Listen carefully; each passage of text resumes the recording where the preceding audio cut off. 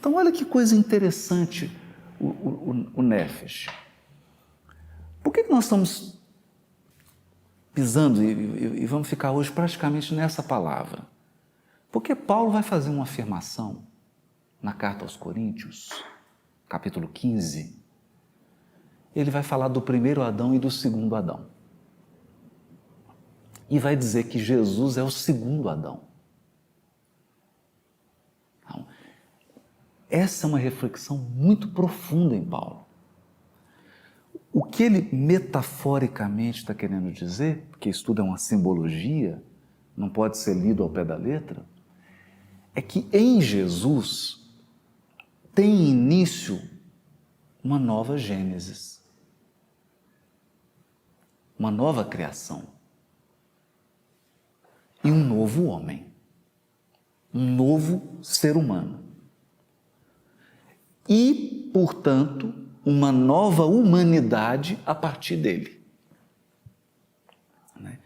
Esse raciocínio que está em Coríntios 15 é muito interessante porque, primeiro, já dá uma dica de como Paulo lia Gênesis. Quer dizer, ele não encarava Adão como um ser humano de carne e osso, que tinha esposa, e aí a Eva começou a dar à luz e deu 3 milhões de partos. Não foi assim. Ele não lia assim. Então, ele está pensando Adão como uma identidade espiritual, uma identidade humana. Então ele vê Adão como um padrão de ser humano e o novo Adão, que é Jesus, como um outro padrão de ser humano.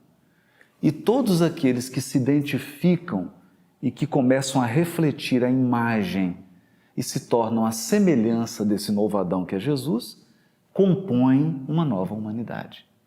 Eles são uma nova criatura. Daí ele dizer, nasceu de novo, nova criatura é, homem velho, homem novo, que nem sempre é bem compreendido isso. Não é? Nem todo homem novo é o homem novo que o Paulo está chamando. Porque o homem novo para ele é aquele caráter que nasce moldado no caráter do Cristo. Então, não basta mudar. Tem que mudar e refletir os padrões do Cristo. Aí é uma nova criatura na terminologia de Paulo. Então, olha que pensamento interessante, uma reflexão muito interessante essa. E aí ele vai dizer o seguinte, que o primeiro Adão era uma nefesh, uma alma vivente, uma alma viva. Que já é estranho. Uma alma viva? Mas tem alma morta? A primeira pergunta. Uma alma vivente. Mas tu tem uma alma morta? E o segundo Adão, que é o Cristo, é um espírito que dá vida. E vivificante, às vezes, é traduzido. Mas vivificante eu acho que fica meio esquisito. A tradução não fica tão feliz, né? O que ele está dizendo é que é um espírito que dá vida. Um espírito que faz viver. Que insufla a vida. Então, olha que interessante. Né? Um é um ser vivo. O outro não. Ele gera vida. Um é alma, o outro é espírito. Então é desafiador, bem desafiador. E de fato, e aqui, quando a gente lê em Gênesis,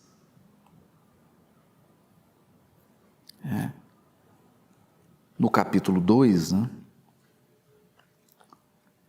diz assim, que Deus, né, o Senhor Deus, formou o Adão, o ser humano, da poeira da Adamá, o Adão da Adamá. Então tem uma rima aí interessante, quer dizer, Deus formou o terreno da poeira da terra, mas ele soprou no sentido de encheu, como se fosse um balão. Encheu, insuflou. Insuflou é uma tradução melhor. Insuflou nas narinas dele Nishamá. É a mesma raiz de Nefesh. Um ar. Aqui ele põe um alento, uma respiração. Uma respiração de vidas. Vida aqui está no plural. Interessante. E se tornou o Adão um Nefesh. Uma alma. Então, esse é o texto desafiador. Uma alma vivente. Uma alma viva, que tem vida.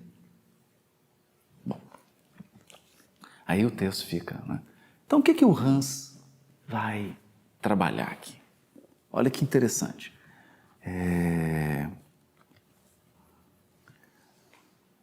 A primeira coisa que ele vai chamar a atenção é que, das ocorrências de Nefesh no Velho Testamento, Nefesh pode ser traduzido por pessoa, ser humano. É um ser humano, uma pessoa viva. Então ele dá um exemplo, deixa eu ver se ele, aqui, ó. Não, aqui ele, eu vou mais para frente, ele vai dar, em Salmo 107, por exemplo, o texto diz assim, que famintos e sedentos, cuja nefesh desfalecia. E aí no versículo 9 do Salmo 107 vai dizer assim, porque ele saciou a nefesh ressequida e fartou de bens a nefesh faminta. Olha que interessante. Agora, quando a gente vai no principal, ou na raiz da palavra nefesh, tem a ver com garganta.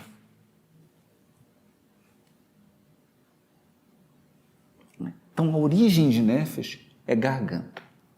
Garganta, boca, quer dizer, todo o aparelho respiratório e parte do aparelho digestivo. Então, essa parte toda, boca, língua, garganta, que é usada para comer e para respirar. E aqui eu faço uma pausa. Está complicado? Não. Vai ficar simples. O hebraico é uma língua concreta. Concreta. A abstração vem da interpretação, não da língua. Então, o texto é sempre concreto. A hermenêutica é abstrata.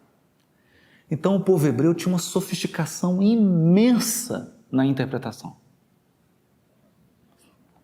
A interpretação é tão sutil que você tinha os doutores da lei, os sábios, e por vezes a pessoa passava 30, 40, 50, 70 anos estudando, como passa até hoje, um mestre da Torá. A vida inteira estudando. Porque a abstração está na interpretação, não no texto. O texto é concreto. Então, se a gente quer ir na raiz de uma palavra hebraica, na raiz do sentido, né? No sentido primordial, a gente tem que voltar ao aspecto concreto. Então vamos lá. E é isso que é brilhante no Wolff. Porque ele vai ligar as palavras aqui que ele está pesquisando a aspectos concretos do ser humano. E qual que é o aspecto concreto de nefesh? O aparelho respiratório e parte do aparelho digestivo. Então você falava nefesh para um hebreu da época de Moisés, ele entendia a respiração, a boca, o ato de respirar e o ato de comer. Porque se você está respirando, você está comendo, você está vivo. Você é um ser vivo. Você é um ser. Nós vamos avançar mais um pouquinho aqui e vamos ver a nefesh morta. Mas daqui a cenas dos próximos capítulos. Vamos falar da viva. Então o sentido básico é esse. come, respira. Respira. E a gente vê que o texto de Gênesis é concreto. Deus soprou no nariz do Adão, que estava formado, e aí ele se tornou alma vivente. Aí ele se tornou uma nefesh. Por quê? Porque ele passou a respirar. Passou a respirar. Olha, o texto parece ingênuo. O texto parece ingênuo, mas não é. Quando o obstetra tira a criança lá, seja no parto natural ou na cesárea, como é que ele sabe que a criança está viva? Você está respirando. A primeira respiração é o sinal de você falar assim, estou vivo, nasci com vida. É concreto isso. É só respirar. Tem nefesh. Fez o parto, tirou a criança, não está respirando, não tem alma. Mas está formado, tem o corpo. Mas o corpo. Cadê a nefesh? A alma. Interessante isso. É um sentido muito, muito, muito interessante. E ele ressalta esse sentido concreto num texto de Isaías, capítulo 5, versículo 14. O texto diz assim: a mansão dos mortos abre a sua nefesh, escancara a sua boca desmensuradamente. Aqui nós temos a chamada poesia em X, que é a rima de ideia. Então é uma frase com uma ideia e uma outra frase que é sinônimo. Aqui fica claro que nefesh é sinônimo de boca. Então, a boca, a mansão dos mortos abriu a sua boca para quê? Para engolir. Para engolir. Então, o sentido de boca. Não é aparelho respiratório, porque não tinha nenhum manual de anatomia na época de Moisés, né? Mas era a boca no sentido de comer, de respirar, etc. Goela, boca, garganta, narina, né? O órgão de ingestão de alimentos, o órgão da respiração.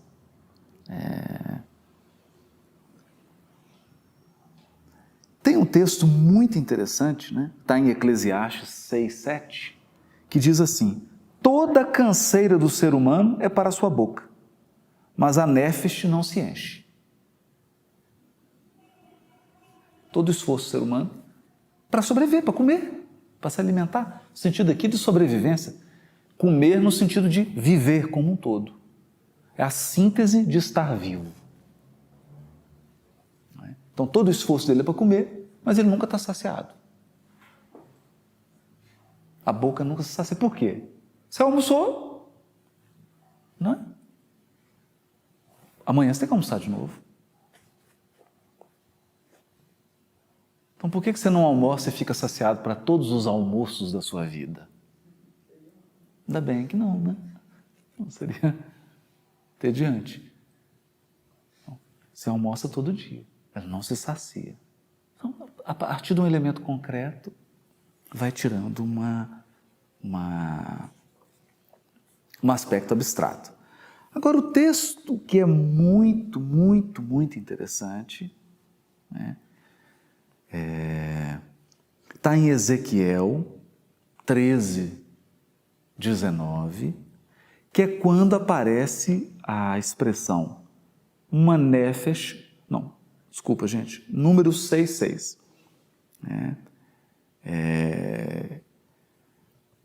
Ezequiel, esse texto que eu citei, 13, 9, ele faz uma distinção das nefeshes que iam morrer, das nefeshes que iam ficar vivas. Mas aí nefesh pode ser no sentido de pessoa, né? Agora o texto de Números é interessante, número 6,6. Aqui vai falar de uma nefesh morta. Nefesh met. Bom, então tem a nefesh viva, quando Deus insuflou nas narinas de Adão, ele se tornou uma nefesh viva, e Números aqui está falando de uma nefesh morta. Né? E aí, o Hans não consegue alcançar na minha compreensão, o aspecto mais transcendental da expressão nefesh, que foi captado por Allan Kardec no Livro dos Espíritos, na introdução do Livro dos Espíritos. Kardec começa a introdução do Livro dos Espíritos dizendo do problema da anfibiologia, que é das palavras que têm mais de um sentido. E aí ele vai dizer assim, a palavra alma é uma dessas. Então, a alma pode ser usada no sentido do espírito, né? A alma pode ser utilizada no sentido do fluido vital. A alma pode ser utilizada no sentido do perispírito. A alma pode ser utilizada no sentido do ser humano como um todo, e aqui o Hans vai dizer que esse é o sentido no Velho Testamento. Alma é o ser humano como um todo. O seu corpo, a sua parte física, mas a sua parte emocional, sua parte mental, o ser humano como um todo. Mas o que é o ser humano como um todo para a gente? É o encarnado. E é exatamente esse o sentido que Kardec vai dar à palavra alma. Ele vai dizer que neste livro utilizaremos a palavra alma com o sentido do espírito encarnado. O que é o espírito encarnado? É o espírito adamizado. Fica estranho, mas... não? E quando você encarna, você vira Adão. Porque você é terreno. Você agora é um ser humano terreno, corporificado, materializado, condensado com a substância, com a matéria da Terra. E já comentamos aqui que o Livro dos Espíritos também vai trabalhar um aspecto muito interessante, que se o espírito muda de um orbe para o outro, tem que trocar a matéria do perispírito, né? Tem que trocar de perispírito. Porque o perispírito é formado com os fluidos do orbe. Ou seja, qual que é a matéria que é o nosso verdadeiro corpo físico, que é o perispírito? Porque o nosso corpo físico mesmo é só uma veste. É só o pó da terra. Olha a sutileza. É só o pó. É só a superfície. O corpo mesmo físico, o corpo terreno, é o perispírito, que é formado dos fluidos da terra e tem um tempo de duração, segundo André Luiz, no Evolução em 2 Mundos. Tem um tempo de duração. Então, esse é o Adão. É o terreno. É a alma encarnada. Daí, número 66, a alma morta. Quer dizer, a alma que desencarnou. O que está no processo de desencarnação. Vai se tornar espírito. Interessante, né? Então, mas, e aqui está a grande contribuição do Hans nesse livro aqui, que é o que nós gostaríamos de explorar. Vai controlando, nada. Que é o que a gente gostaria de explorar. O Hans, ao estudar a palavra nefesh, ele vai fazer uma avaliação antropológica. O sentido humano. E, como é uma antropologia do Antigo Testamento, a relação desse ser humano com Deus. Então, várias palavras são usadas no Velho Testamento para descrever o ser humano.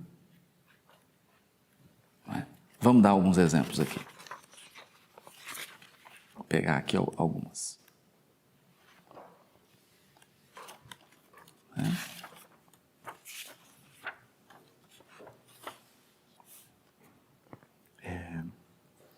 Então, coração é uma delas. Alma, nefesh. Carne é uma palavra.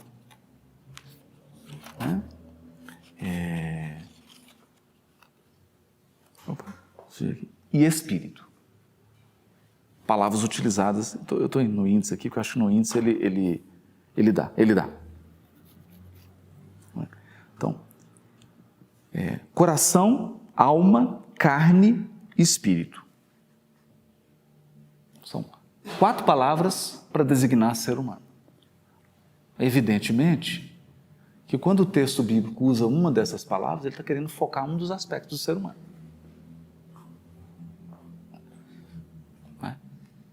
Algum aspecto que se sobrepõe. O que ele quer focar? Quando se utiliza a palavra nefesh, ele quer dar um relevo à ideia da necessidade, da fragilidade do ser humano enquanto um ser necessitado. Então vamos lá. Nefesh é a garganta, é a boca, é por onde você respira, por onde você come. Então, o que isso significa? Que a nefesh tem que se alimentar constantemente. Ela necessita do alimento. Ela precisa de alimento. E no alimento nós estamos dizendo sustentação da vida. Então aqui você pode incluir tudo. Necessita de abrigo, necessita se vestir. É frágil. Tem necessidades físicas, emocionais, psicológicas, intelectuais. É o ser humano necessitado. O bonito é quando o texto do Velho Testamento faz uma oposição de Deus e da nefesh. Porque qual a necessidade que Deus tem?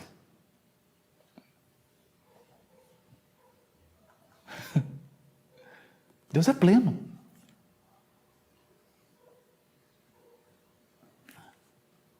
Há um trecho bonito no livro de Jó, que Jó tem uma hora que ele fica bravo, né? Já fica bem bravo. E aí ele pede uma audiência com Deus. Eu quero conversar agora. Conversar com Deus. E fala com ele. Agora que nós vamos ter que conversar aqui. Quero saber o que está acontecendo. E aí o texto diz assim, Deus conversa com Jó dizendo, tudo bem, só que tem um detalhe. Você vem como homem, eu vou como Deus.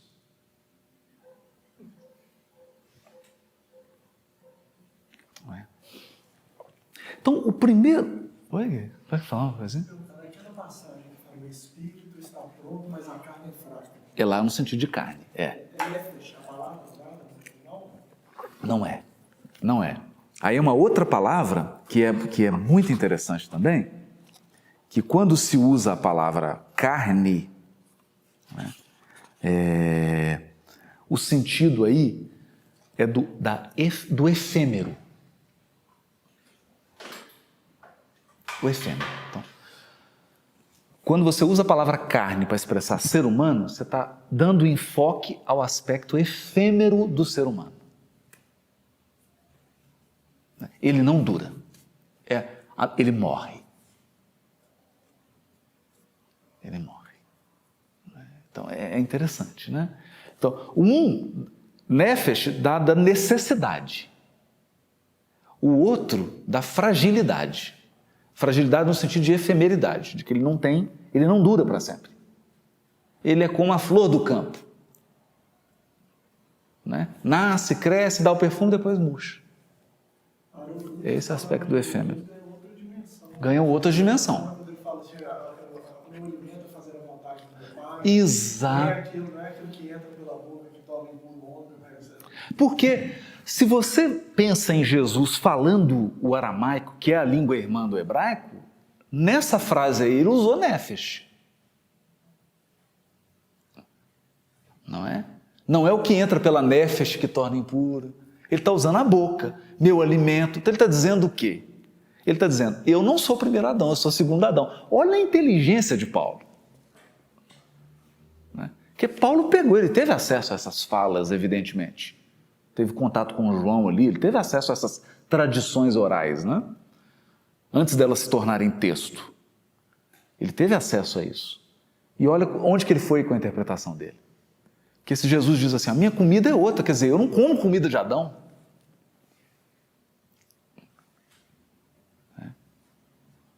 Olha aqui. Eu não estou debaixo dessas necessidades humanas. Isso aqui é bonito, né? E tem um trecho muito interessante, que é um trecho emblemático, né? Que está no livro Renúncia, quando a Alcione pede para reencarnar, né? O orientador dela diz assim, mas você tem certeza? Porque assim que você se corporificar na Terra, você vai experimentar anseios, carências, que são típicas do ser humano. São típicas da nefesh, do encarnado. Do encarnado, da situação de encarnado. Do status de encarnado. Que alguém que não é encarnado como você, que é um espírito que já não está encarnado mais, não tem. Não tem. Então, carência, ou seja, essa fome da nefesh aqui, esse alimento, vai muito além do alimento que a gente come que vai para o estômago. Tem a ver com carências afetivas, psicológicas, físicas, todas elas. E vamos imaginar o status desse ser humano necessitado.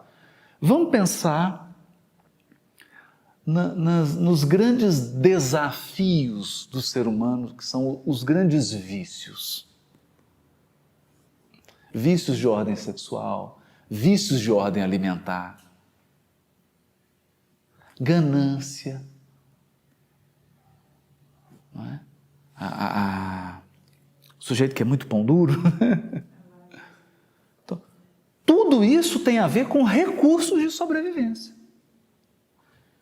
que estão sendo tratados da perspectiva de alguém que está desesperado por acumular. Por que esse desespero por acumular? Quer dizer, lá no cerne disso, tem um medo da carência. Tem uma condição de fragilidade que a gente tem consciência dela, que não é agradável. Nos deixa inseguros.